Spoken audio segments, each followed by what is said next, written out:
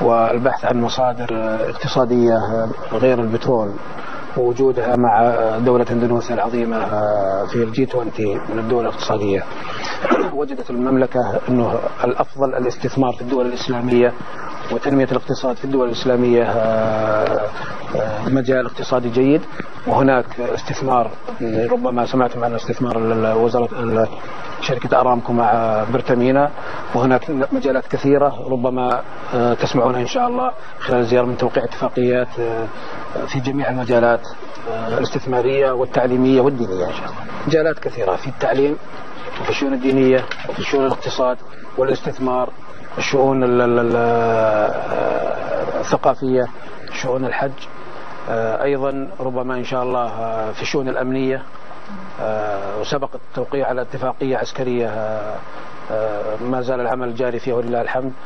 ربما يكون هناك تعاون في مكافحة الإرهاب، وهذا من ثمرات التعاون إن شاء الله، لأن السعودية وأندونيسيا يعانون من استهداف الإرهاب لهذا البلدين الآمنين، فوجدنا أن التعاون بيننا سيعطي حصار لهذا العبث الأمني، بالإضافة إلى أن هناك مشاريع في الإسكان ومشاريع سياحية ومشاريع في البنية التحتية للطاقة.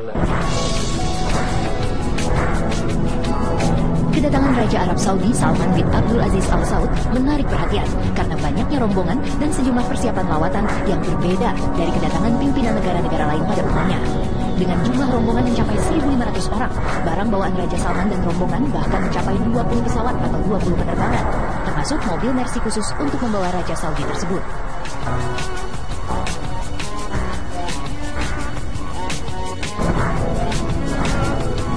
Dua unit Mercedes Maybach S600 telah tiba di Bandara Internasional Igusti Ngurah Rai Denpasar, Bali. Berdasarkan lawatan sebelumnya ke negara lain, jenis Mercedes Maybach yang digunakan adalah S600 Guard yang dirancang untuk menghindarkan penumpangnya dari ancaman dari segala sisi, termasuk kolong mobil.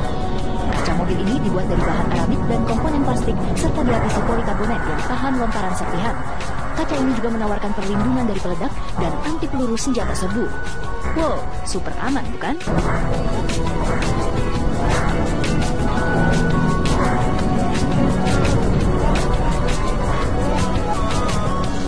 Jangankan fasilitas kendaraan, tangga pesawat pun khusus didatangkan dari Arab Saudi.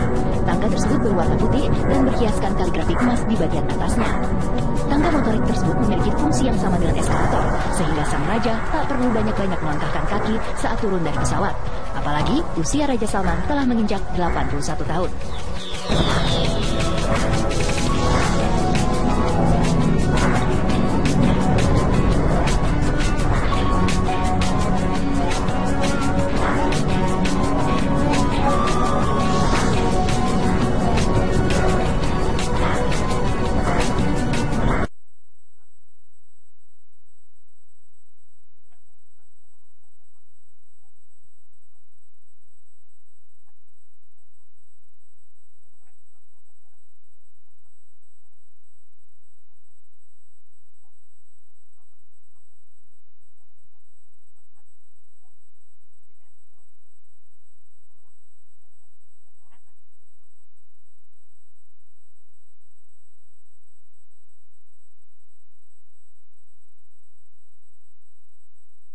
Ketika seorang raja di Arab Saudi melakukan kunjungan dengan bobot bawaan yang begitu banyak, seperti itu?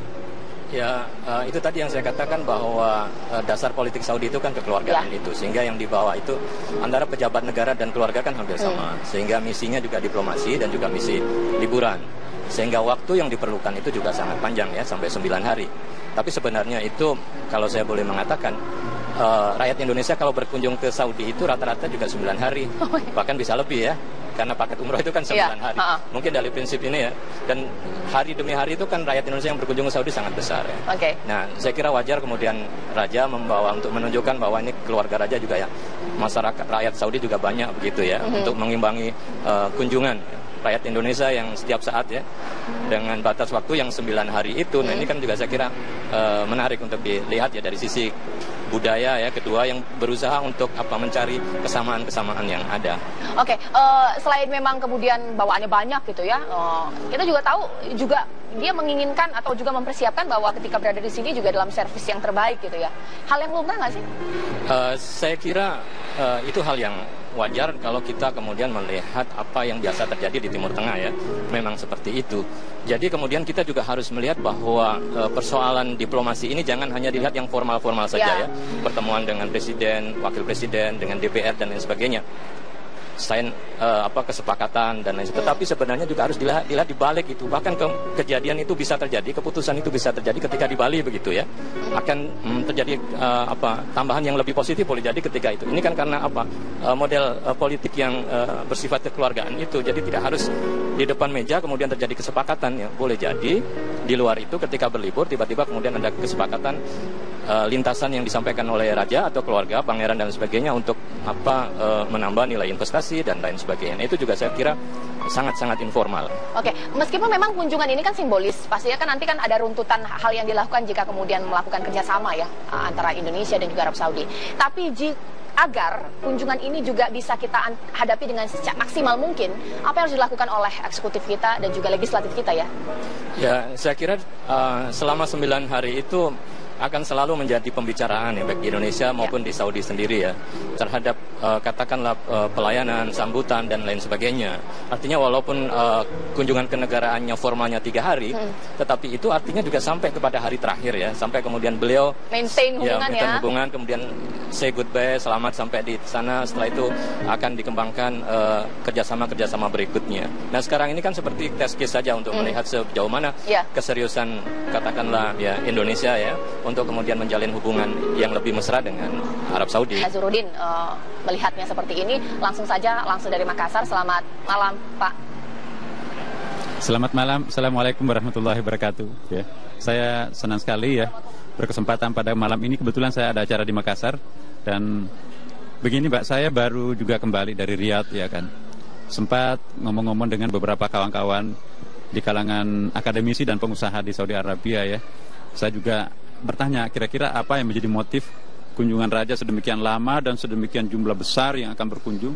Kalau informasi terakhir itu bisa lebih dari 1.000 orang ya, bisa sampai 1.500 dengan kekuatan pesawat besar, lebar dan menengah itu sekitar lebih 10 pesawat ya kan. Nah kalau kita lihat hanya 3 negara muslim atau negara mayoritas muslim yang masuk dalam negara G20 yaitu pertama Indonesia, Saudi Arabia dan Turki. Nah, kita tahu seperti yang disampaikan tadi teman kita bahwa memang investasi Saudi Arabia itu di Eropa dan di Amerika itu cukup besar. Tapi sepertinya juga perkembangan terakhir ini banyak dari kalangan swasta Saudi Arabia dan kalangan pengusaha Timur Tengah yang lain merasa nggak nyaman dengan kehadiran Presiden baru Amerika sekarang ini. Sehingga dengan demikian mereka mencari tempat mana kira-kira yang paling bagus untuk melakukan investasi. Nah, kalau kita hitung negara-negara muslim yang paling aman di seluruh dunia sekarang ini, ya kawan-kawan saya di Amerika itu ada beberapa Saudi Arabia di Riyadh itu kami ada seminar baru-baru ini. Mereka menyebutkan bahwa tempat yang paling aman sekarang ini adalah Indonesia. Bukan saja aman dari segi gangguan politik, keamanan dan sebagainya, tapi aman dari segi investasi karena mereka juga membaca angka-angka perkembangan pertumbuhan ekonomi Indonesia kan. Jadi mereka itu yang datang 1.500 orang itu adalah kalangan pengusaha. Saya kenal beberapa orang di antaranya dan itu anak-anak muda tapi itu Masya Allah itu memiliki uang yang sedemikian banyak. Dan mereka itu sangat tertarik untuk berinvestasi di Indonesia. Nah, jadi kunjungan Raja Saudi nanti besok ini, itu ada beberapa kesempatan yang betul-betul perlu kita manfaatkan, terutama dari para pengusaha. Pertama, karena kita tahu bahwa Raja Salman ini adalah hemat saya pribadi ya. Saya sedikit tahu tentang raja-raja yang pernah berkuasa di Saudi Arabia. Raja Salman ini termasuk salah seorang raja yang sangat moderat. Pandangan-pandangan politiknya pun juga sangat moderat.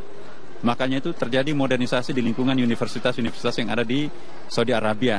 Kita tahu banyak pergantian rektor, kemudian juga banyak pergantian dekan-dekan, ketua-ketua jurusan bahkan. Dan mereka kekuatan raja sekarang ini memilih kira-kira siapa yang bisa membawa Saudi Arabia ke dalam suasana masyarakat modern.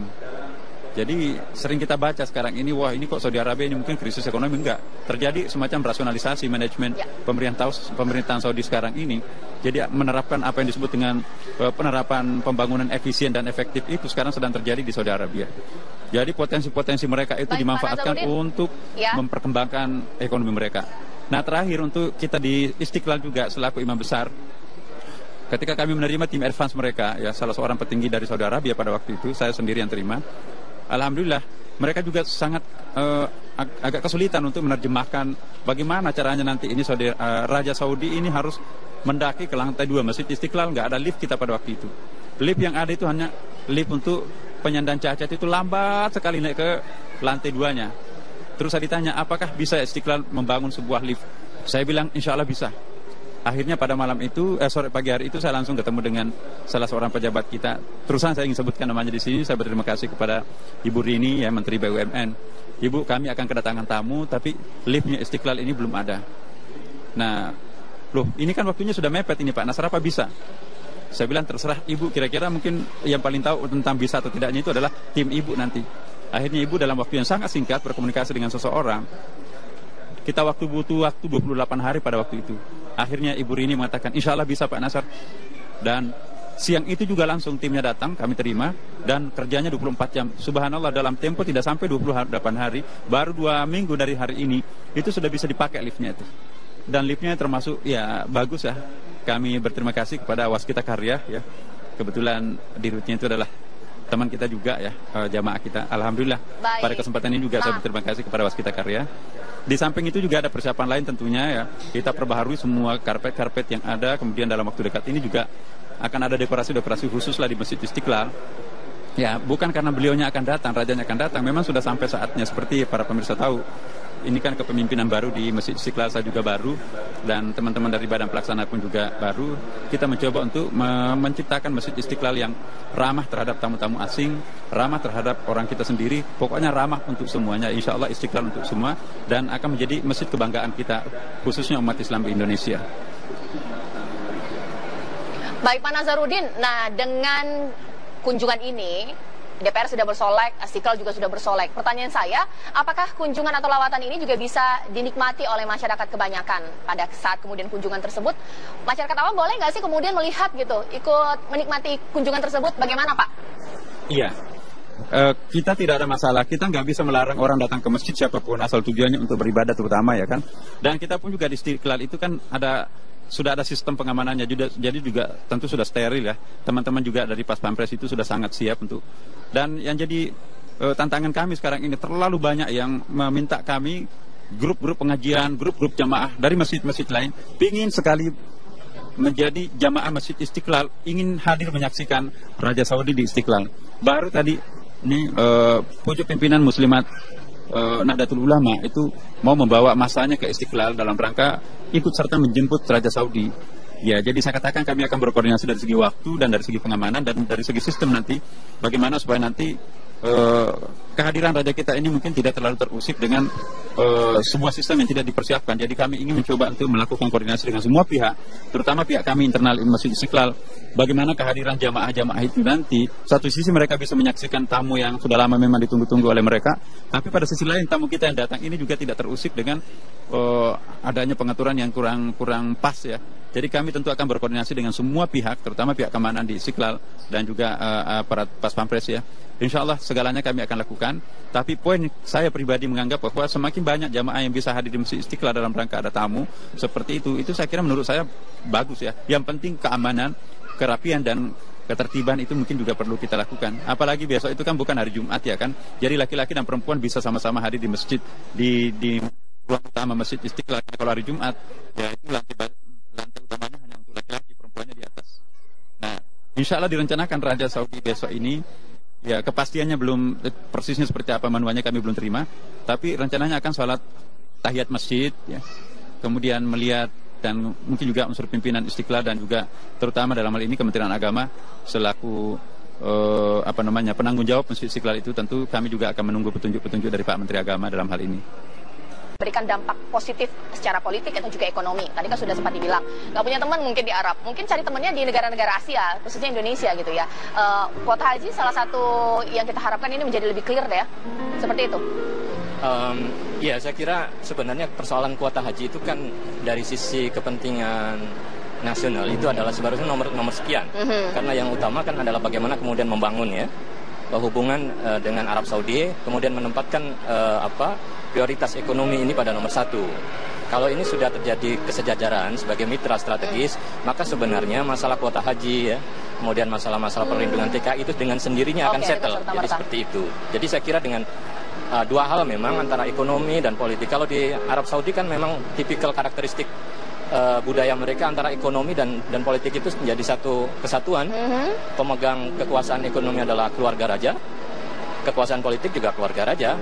Artinya bahwa mereka yang datang ini mengemban dua misi, ekonomi dan juga politik, karena mereka kan satu kesatuan dalam keluarga. Indonesia kan sepakat untuk mengambil gerakan non-blok, tidak memihak blok-blok manapun. Kita tapi tahu cukup dekat dengan Iran.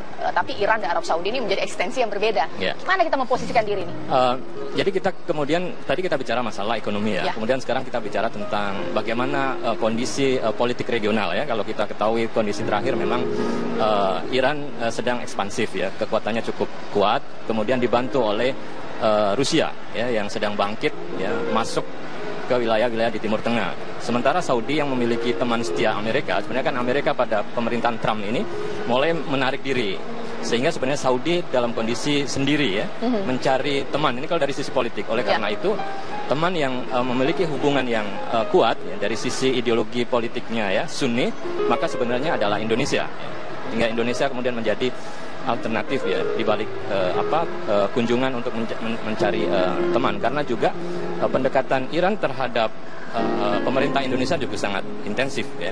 Ini juga saya kira juga dibaca oleh Arab Saudi, bahwa Arab Saudi tentu tidak mau ketinggalan ya dengan terobosan yang dilakukan Iran misalnya. Maka kemudian sekarang kita lihat ya betapa kemudian Arab Saudi ini all out ya, raja dengan 1.500 delegasi ya, ada 10 menteri dan 25 pangeran. Ini kan suatu jumlah yang sangat besar yang jarang dilakukan oleh negara manapun kecuali Saudi ini. Oke, kalau misalnya kita melihat ya, sudah cukup tepatkah kita kemudian dalam menyambut kunjungan kenegaraan, atau mungkin karena ini raja dan kita juga muslim mayoritas banyak di Indonesia gitu ya, terasa porsinya sedikit berbeda atau mungkin sedikit luar biasa? Bagaimana melihat? Saya kira begini ya, kita melihat Saudi dalam hal budaya politiknya itu ada dua hal ya, bahwa politik Saudi itu bersifat kekeluargaan dan kepercayaan. Oleh karena itu ya, persoalan bagaimana kemudian menyambut Arab Saudi memang juga harus disesuaikan dengan prinsip mereka yang bersifat kekeluargaan dan membangun kepercayaan. Oleh karena itu, kalau kemudian prinsip-prinsip kekeluargaan ini bisa dijalankan dan ada kepercayaan di dua belah pihak, maka ke depan saya kira lebih prospektif. Tapi tetap saja bahwa posisi Indonesia ya, adalah sebagai negara yang bagian dari non-blok yang punya politik bebas aktif gitu ya, sehingga tidak mendukung secara penuh pada kubu tertentu, tetapi pada posisi yang bebas aktif itu. Nah, posisi ini saya kira kemudian menjadi penting. Oke, kalau misalnya kita melihat ya dengan konteks permasalahan Indonesia yang saat ini terjadi nih Mas ya, sekiranya kunjungan ini bisa memberikan angin segar nggak untuk Indonesia? Ya, tadi dari sisi investasi akan memberikan nilai yang sangat positif ya, karena kita juga tidak bisa menduga secara pasti bahwa berapa nilai yang akan diinvestasikan, tapi dengan bahwa nilainya sangat besar, itu pun juga akan bisa saja tiba-tiba kemudian berubah menjadi meningkat ya, tergantung apa yang terjadi pada saat kunjungan, atau sebaliknya dalam posisi yang stagnan. Nah ini saya kira harus dikelola dengan baik. Sebenarnya Indonesia mau bagaimana dia mampu untuk mengambil posisi pendekatan ekonomi ya. Kalau dulu kan pendekatan kita dengan Saudi kan lebih banyak pada pendekatan keamanan. Nah ini yang kemudian menghambat komunikasi ya, yang selama bertahun-tahun itu, dan baru